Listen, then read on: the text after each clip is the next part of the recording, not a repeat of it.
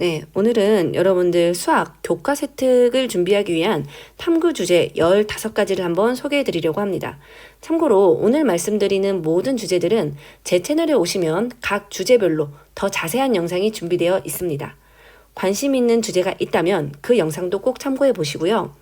단, 영상의 내용을 그대로 사용하기보다는 여러분만의 개성이 드러나는 보고서가 될 수 있도록 꼭 고민해 보시기 바랍니다. 그럼 바로 시작하도록 하겠습니다. 네, 우선 고1 수학과 관련된 주제 살펴보겠습니다. 네, 첫 번째는 복소평면인데요. 여러분들이 배우셨던 이 복소수를 이 평면 위에 있는 점으로 표현해 보는 게 바로 복소평면과 관련된 내용입니다. 자, 이 복소평면을 공부하고 나면요. 여러분들이 하셨던 이 복소수의 곱셈 있죠. 뭐 이렇게 곱하셨던 이 복소수의 곱셈을 복소평면상에서 해석을 하면 점의 회전으로 생각하실 수가 있어요. 즉, 여러분들이 컴퓨터로 뭐 사진을 회전한다라든지 그런 함수를 만들고 싶을 때 이 복소수의 곱셈을 이용해서 함수를 생성하실 수 있다라는 거죠. 네. 그리고 여러분들 수학 문제 푸시다 보면 뭐 Z의 30승이라든지 이런 계산을 하는 문제들을 보신 적 있으실 텐데요. 당연히 직접 30번을 곱하는 게 아니고 몇 번 곱해가면서 이제 규칙을 찾는 문제인데 아까 말씀드린 이 복소수의 곱셈이 점의 회전을 나타낸다라는 걸 아시면 그 규칙에 따라서 이 Z의 30승도 굉장히 쉽게 해결하실 수 있어요. 자, 이렇게 문제풀이에도 많이 응용을 해볼 수 있고 또 실생활에서도 많이 응용이 되는 부분이다 보니까 굉장히 뭐 좋은 주제라고 할 수 있긴 하는데 그만큼 또 다른 학생들도 많이 탐구하는 그런 주제가 되긴 하겠죠. 자, 다음 주제 넘어가 볼게요. 자, 다음은 다항식 보관법과 관련된 내용입니다. 자, 보관법이라는 건요. 자, 여러분들 제가 알고 있는 점이 뭐 이렇게 두 개 있을 때 그 사이에 있는 점들을 추정하는 거예요. 실제로는 저희가 모든 자료값을 아는 경우는 드물기 때문에 알고 있는 자료값들을 이용해서 그 사이에 있는 값들을 적절하게 이렇게 추측하는 내용들은 굉장히 많이 활용이 되겠죠. 자, 그래서 이러한 다항식 보관법에 관해서 알아보고 그 다항식 보관법이 활용되는 부분에 대해서 생각해 보셔도 좋을 것 같아요. 실제로 이 다항식 보관법이 이제 굉장히 많은 부분에서 사용이 되는데요.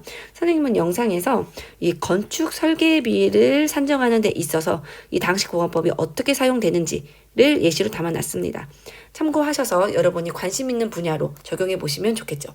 특히 이 주제는 내용이 굉장히 쉽기 때문에 수학을 좀 어려워하는 학생들도 부담 없이 생각해 볼 수 있는 주제인 것 같습니다. 네, 다음은 이제 컴퓨터로 테셀레이션 만들기라는 주제인데요. 여러분들 이 그림 보시면 이게 바로 테셀레이션이에요. 일정한 그림이 반복되는 이런 디자인이죠. 그래서 평행이동이나 회전이동이 들어간 다양한 테셀레이션에 대해서 알아보고 자, 알아만 본다면 그 수학적인 조금 내용이 부족하기 때문에 그 테셀레이션을 직접적으로 만들어 보시면 좋을 것 같아요. 그래서 고등학생이니까 뭐 얘를 그림으로 그려서라기보다는 이런 컴퓨터에 있는 이런 수학 프로그램들을 이용하시면 직접 이런 테셀레이션 작업을 해보실 수가 있거든요. 그래서 관련된 수학 내용을 정리하시고 그리고 그런 수학 프로그램을 조금 직접 다뤄보시는 것들도 굉장히 좋은 주제가 될 것 같습니다. 다음은 수학 원과 관련된 주제 살펴보겠습니다. 네, 그 첫 번째는 이제 복소수의 n 제곱근인데요. 여러분들 x의 4승은 1이라는 해를 구해보시면 1과 마이너스 1이 끝이 아니죠. 그렇죠. 복소수 범위로 확장을 하면 i와 마이너스 i까지 총 4개의 근이 나옵니다. 비슷하게 z5승은 10이 되는 이 5제곱근을 찾고 싶어요. 자, 그러면 눈에 잘 보이지는 않지만 사실 얘를 복소수 범위에서 찾아본다면 오차 방정식을 푸는 거기 때문에 5개가 나와야 돼요. 또 더 나가서 제가 이제 여기 있는 건데 자 5승을 해서 15 플러스 15 루트 3이 되는 이 복소수의 5제곱근을 찾고 싶어요. 자, 그러면 얘도 어쨌든 또 오차 방정식을 푸는 거기 때문에 5개가 존재하거든요. 자, 그런데 이 5개의 근들이 실제로 어떻게 생겼는지에 관해서 묻는다면 대답하기가 쉽지가 않죠. 그래서 그 부분을 해결해 보는 게 바로 이번 주제입니다. 그래서 물론 쉽진 않지만 여러 가지 그 수학적 기반을 조금 마련을 하고 이 내용들을 바탕으로 이 5개의 근들을 직접적으로 찾아보는 내용이에요. 저희가 보통 이제 실수 범위에서 다뤘던 이 거듭 제곱근들을 조금 더 이제 복소수 범위로 확장을 해서 그 근들을 모두 찾아보는 형태들이기 때문에 수학 1을 공부하면서 충분히 궁금해할 만한 내용이고 또 그것을 해결해가는 과정이기 때문에 굉장히 좋은 주제라고 저는 생각을 합니다. 그 다음은 반감기와 관련된 내용인데요. 네, 반감기라는 내용은 아시겠지만 어떠한 물질이 반절로 줄어드는 데까지 걸리는 시간이 바로 반감기죠. 이제 많이 사용되는 게 저희가 이제 탄소 14의 양을 가지고 화석이나 뭐 이런 것들의 연대를 측정하는 방법이에요. 그래서 탄소 14의 반감기가 얼만데 지금 남아있는 양이 얼마인 걸 보니까 실제로 얘는 몇 년 전쯤에 있었던 그런 화석이었던 것 같다. 라고 저희가 그 연대를 측정하는 거죠. 그런데 이러한 내용을 계산을 하다 보면 들어있는 내용이 바로 이 지수와 로그 함수거든요. 그래서 관련 내용을 조금 살펴보셔도 좋을 것 같고 가능하다면 이 반감기를 가장 많이 쓰는 건 이 연대 측정법이지만 다른 부분에도 조금 활용되는 부분을 살펴보셔도 좋을 것 같아요. 자, 예를 들어서 약물을 복용하고 나서의 체내 농도를 분석해 보시는 거예요. 자, 어떤 약물을 딱 주입을 해요. 자, 그러면 체내에서 이제 줄어들 거 아니에요. 그러면 이 양이 반절이 되는 게 바로 그 약물의 반감기가 될 거고요. 그 반감기를 알면 시간의 흐름에 따라서 체내에서 그 약물의 농도가 어떻게 변화해 가는지 또 그걸 바탕으로 약의 복용 간격은 어떤 식으로 조절하는 게 좋을지 이런 내용들을 또 유도해낼 수 있겠죠. 그래서 이 반감기가 이용되는 다른 예시 살펴보시면 좋을 것 같고 참고로 영상에서 선생님은 이제 카페인의 농도 커피를 마시고 났을 때 이 카페인의 농도를 분석해서 밤에 잠을 잘 자기 위해서는 몇 시 이후에는 커피를 안 마시는 게 좋을까라는 것에 대해서 조금 생각을 해봤습니다. 이런 식으로 혹시 반감기라는 주제를 조금 연구해 보실 학생들은 본인의 주제로 조금 확장시켜 보시면 좋겠죠. 네, 다음 살펴볼게요. 네, 다음은 바로 이제 피보나치 수열입니다. 워낙 유명한 수열이라서 다들 잘 아실 것 같은데, 자, 이 피보나치 수열과 황금비 이런 내용을 자, 수열과 관련돼서 만약에 보고서를 쓴다면 이렇게만 쓰시면 사실 거의 뭐 중학생들도 충분히 이해하는 그냥 그 정도 내용에 머무르거든요. 자, 그래서 선생님이 영상에서는 이 피보나치 수열을 진로와 관련시키는 다양한 방법들 또 그리고 얘를 고등학교 수준에서 조금 수학적으로 더 깊이 탐구해보는 내용들 그런 내용들을 조금 담아봤습니다. 그래서 예를 들자면 여러분들 그 주가가 움직이는 그 주가 변동 공식 중에 엘리엇 파동이라는 게 이 피보나치 수열과 관련이 있습니다. 자, 이런 식으로 혹시 이 피보나치 수열을 탐구 주제로 좀 잡고 싶은 학생이라면 단순히 이 피보나치 수열에 대해서만 조사하지 마시고 진로와 관련을 시키시던지 아니면 조금 고등학교 수준에서 깊이 있는 탐구를 연구하시든지 그러한 확장을 좀 고민해 보시기 바랍니다. 네, 이제 수학 2로 넘어가 볼게요. 자, 이 수학 2 같은 경우에는 미분과 적분이 나오다 보니까 사실 탐구 주제로 잡을 게 아주 많죠. 자, 그 첫 번째는 바로 이 한계 효용과 미분에 관한 내용이에요. 문과 학생들이 굉장히 좋아하는 주제입니다. 자, 한계 효용이라는 건 뭐 이런 거죠. 자, 여러분들이 배가 고픈데 피자를 먹어요. 자, 첫 번째 피자를 먹으면 만족도가 굉장히 높아요. 자, 그런데 두 번째 피자를 먹었을 때는 그 만족도는 조금 떨어지죠. 자, 이제 배가 좀 부른데 피자를 한쪽 또 먹어요. 그러면 세 번째 피자에 대한 만족도는 이제 더 떨어집니다. 그렇게 막 먹다 보면 어떤 순간에는 피자를 먹었는데 만족도가 이제 감소할 수도 있어요. 배가 터질 것처럼 부르니까. 자, 이러한 개념이 바로 이 한계 효용 체감의 법칙이에요. 자, 그리고 이 한계 효용은 저희가 이 미분하고 또 관련이 있거든요. 그래서 그러한 내용을 좀 살펴보시고, 자, 그리고 이러한 한계 효용, 이러한 만족도를 조금 극대화시키기 위해서는 소비자 입장에서는 어떤 소비를 해야 하는지, 또 기업 입장에서는 이윤을 극대화하기 위해서 어떻게 해야 되는지, 그러한 내용들을 조금 수학적으로 생각해 보실 수 있겠죠. 자, 이런 식으로 여러분들이 좀 관련된 내용부터 활용할 수 있는 부분까지 조금 체계적으로 정리를 해보신다면 좋은 보고서가 또 될 것 같습니다. 그 다음 주제는 바로 이제 과속 단속 카메라인데요. 자, 여러분들 이 고정식 단속 카메라 같은 경우에는 차량의 순간 속도를 측정을 하고요. 구간 단속 카메라 같은 경우에는 그 구간 내에서 평균 속도를 측정합니다. 그리고 이 구간 단속 카메라에는 사실 평균값 정리의 원리가 숨어 있어요. 자, 그래서 이 부분은 여러분들의 실생활과 직접적인 관련이 되면서 또 내용도 아주 간단하기 때문에 여러분들이 부담 없이 또 탐구해 볼 수 있는 주제인 것 같습니다. 마지막 수학2 주제는 바로 이제 입실론 델타 논법인데요. 여러분들 이제 고등학교에서 함수의 극한의 정의를 보시면 어떻게 정의가 되어 있냐면, 자, x가 a에 가까워질 때 그 함수 값이 한없이 가까워진다. 뭐 이런 식으로 정의를 해요.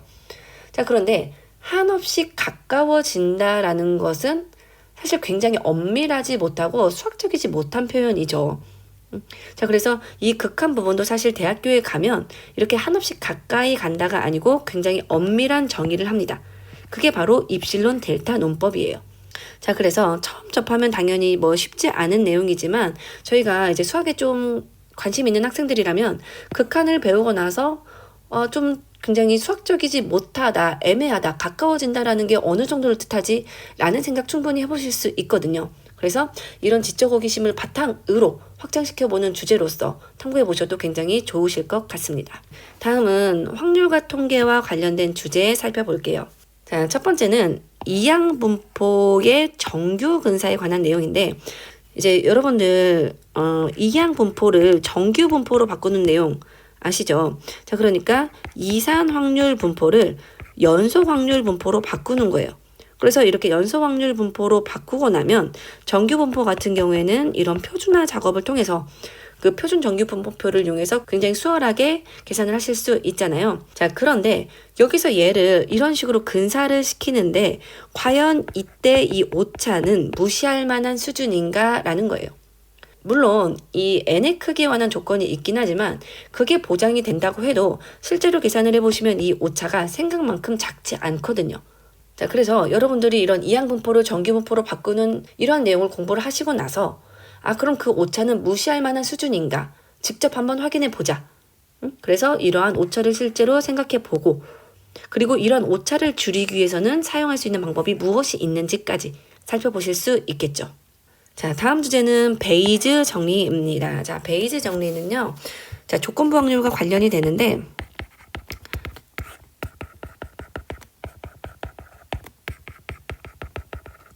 자, 이런 내용이에요. 자, 그래서 살펴보시면 자, A와 상관없이 그냥 B가 일어날 확률을 따지는데 얘를 사전 확률. 자, 그리고 A라는 사건이 이제 일어났어요. 자, 그 상황에서 이제 B가 일어날 확률을 따지는 사후 확률. 그 두 개의 관계를 비교하는 게 바로 베이즈 정리예요. 자, 그러니까 저희가 어떤 일이 일어날 확률을 따지는데 중간중간에 어떤 조건들이 추가가 되잖아요. 이 사건이 일어나고 저 사건이 일어나고 그 조건들이 추가됨에 따라서 그 확률이 어떻게 변해가는지를 따지는 거죠. 그래서 이러한 베이즈 정리에 관해서 좀 살펴보시고 자, 관련돼서 이제 많이 나오는 게 이 진단키트 정확도 얘기가 나와요.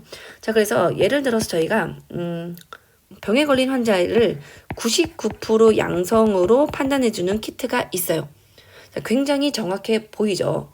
자, 그런데 얘를 이 정확도를 다른 방법으로 해석을 해서 자, 진단키트에서 만약에 양성이 나온 사람이라 면 진짜로 병에 걸린 게 맞는지 자, 이런 조건부 확률을 계산해 보잖아요. 자, 그러면 정확도가 굉장히 떨어집니다. 겉보기는 굉장히 훌륭해 보이지만 저희가 수학적으로 또 어떻게 해석하느냐에 따라서 굉장히 다른 해석을 또 해볼 수 있거든요. 자, 이러한 내용이 이제 베이스 정리와 관련된 이제 대표적인 내용들이고요. 자, 조금 욕심을 낸다면 이 베이스 정리가 굉장히 많이 사용이 되기 때문에 여러분이 관심 있는 분야에서 이 베이스 정리를 어떻게 활용해 보면 좋을까라는 걸 생각해 보실 수 있겠죠. 그래서 선생님이 이제 이 영상에서 조금 예로 들어 드린 거는 이 유튜브 알고리즘 같은 내용이에요.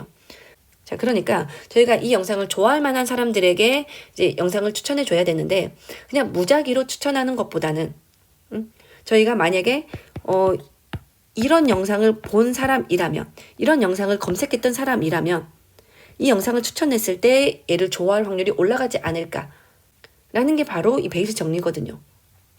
더 자세한 내용은 별도로 업로드되어 있는 영상을 참고해 주시면 좋을 것 같고요. 다음 주제로 넘어가겠습니다. 네, 다음 주제는 바로 몬티올 딜레마인데요. 자, 몬티올 딜레마라는 건 이제 이런 거죠. 자, 문이 3개가 있어요. 자, 그리고 이 문 뒤에는 염소 2마리와 자동차 1대가 있습니다. 당연히 자동차를 뽑고 싶죠. 자, 그랬을 때 제가 이제 선택을 하나 해요. 자, 그러면 나머지 중에서 문을 하나 열어서 여기는 염소가 있어요 라고 보여줍니다. 그리고 혹시 너 선택을 바꿀래? 라는 기회를 주는 거죠. 그랬을 때 이 선택을 유지하는 게 나을지 아니면 선택을 바꾸는 게 좋을지 간단하게 생각하면 이거 확률의 변화가 없지 않을까 싶은데 실제로는 선택을 바꾸는 게 확률이 훨씬 올라갑니다. 그래서 이런 모듈 문제와 그것에 관한 이제 이해들을 한번 주제로 살펴보는 거죠. 자, 그런데 혹시 이 내용을 쓸 학생들이라면 단순히 이해하는 것만 내용에 담으시면 안 되고 얘를 조금 수학적으로 해석해보는 내용이 바로 이 조건부 확률과 베이지 정리거든요. 그래서 관련해서 내용을 꼭 정리하고 풀어주셔야 여러분들이 확동생기부에 이 내용을 넣었을 때 교과와 관련된 어떤 내용들이 탐구가 되었는지를 표현하실 수 있습니다. 그러니까 이제 그런 부분들은 조금 조심하셔서 보고서를 작성하셔야겠죠. 자, 마지막으로 미적분과 관련된 탐구 주제들 살펴보도록 하겠습니다. 자, 첫 번째는 드무아브르 정리와 오일러 공식 그리고 테일러 급수와 관련된 내용인데요. 자, 앞에 보시면 선생님이 이제 고1 탐구 주제로서 복소 평면에 관한 내용을 추천을 했고요. 그리고 수학 1과 관련돼서 복소수 범위에서 살펴보는 거듭 제곱근 얘기를 했습니다. 자, 그런데 이 내용들의 기반이 되는 내용이 바로 드무아브르 정리와 오일러 공식이에요. 근데 이 내용들이 좀 쉽지 않기 때문에 제가 이 앞에 2개의 영상에서는 관련 내용을 그냥 소개하고 바로 이제 내용을 진행했거든요. 그런데 미적분까지 조금 학습한 학생들이라면 이것들을 충분히 이해해 보실 수 있습니다. 그래서 혹시 이 내용을 쓸 학생이라면 이 앞에 2개의 영상을 좀 참고하시면 좋고요. 이 내용들을 바탕으로 수학적으로 해석을 했을 때 드무아브르의 정리, 자, 그리고 테일러 급수 굉장히 유명하죠. 복잡한 초월함수 등을 다항함수로 이제 근사시켜 주는 것. 그래서 이 테일러 급수 그리고 그걸 바탕으로 오일러 공식까지. 물론 쉽지 않은 내용이지만 이제 미적분까지 학습을 해본 학생들이라면 관련 내용까지를 좀 정리하시면 전반적으로 굉장히 폭넓은 보고서를 쓰실 수 있을 것 같아요. 자, 그래서 이렇게 소개를 해드렸고, 자, 다음 주제는 자, 스플라인 보관법입니다. 자, 이것도 제가 고1 탐구 주제로 다항식 보관법을 소개해 드렸죠. 자, 그런데 이 다항식 보관법 같은 경우에는 점이 많아져서 이 함수가 이렇게 복잡해지잖아요. 그러면 이 변동성이 커지고 정확도가 떨어집니다. 자, 이러한 한계를 극복할 수 있는 게 바로 스플라인 보관법이에요. 그래서 스플라인 보관법은 이제 구간별로 나눠서 함수를 이제 보관하는 방법이고요. 이 함수를 보관할 때 이 경계 부분이 잘 이어지게 하기 위해서 이 양쪽에 있는 함수가 함수값이 같고 미분값이 같고 뭐 이런 식으로 조건을 추가를 하죠. 그러면 이 구간의 함수가 굉장히 스무스하게 연결이 되거든요. 그래서 이러한 스플라인 보관법을 소개해 드렸고, 자, 그리고 이러한 스플라인 보관법을 실제로 영상에서도 제가 예시를 잡아다가 이제 계산을 해드렸는데 해보시면 이 계산이 굉장히 복잡합니다. 좀 여력이 되거나 특히 뭐 기계공학과나 이런 데를 조금 희망하는 학생들은 대학교 진학하고 나면 이 매트랩이라는 프로그램을 굉장히 많이 사용한다고 해요. 그래서 미리 이러한 매트랩 프로그램을 좀 이용해서 스플라인 보관법을 조금 구현해 보는 것도 굉장히 좋을 것 같아요.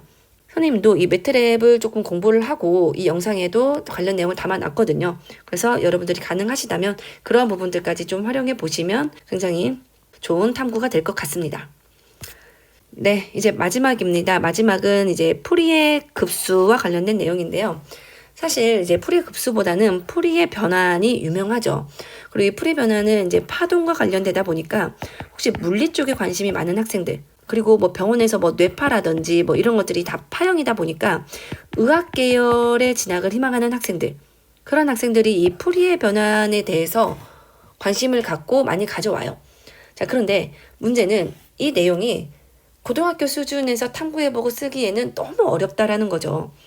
그래서 선생님은 이 풀이의 변환을 하고 싶은 학생들이라면 이 풀이의 변환과 이 풀이의 급수의 의미에 관해서 조금 살펴보시고 고등학교 수준에서 살펴볼 수 있는 그 수학적 기반을 조금 알아보시면 좋겠다라고 추천을 합니다.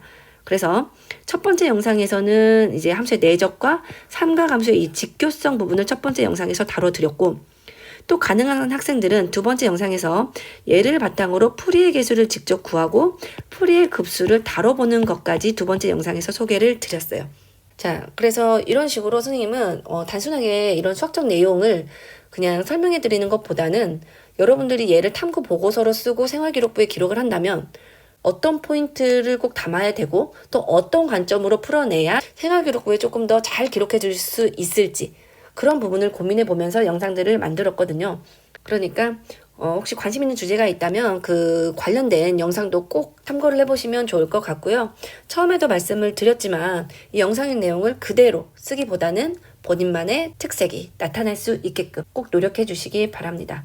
자, 그러면 오늘 영상도 많은 도움이 되셨길 바라면서 선생님은 다음 영상에서 또 다른 주제로 찾아뵙도록 하겠습니다.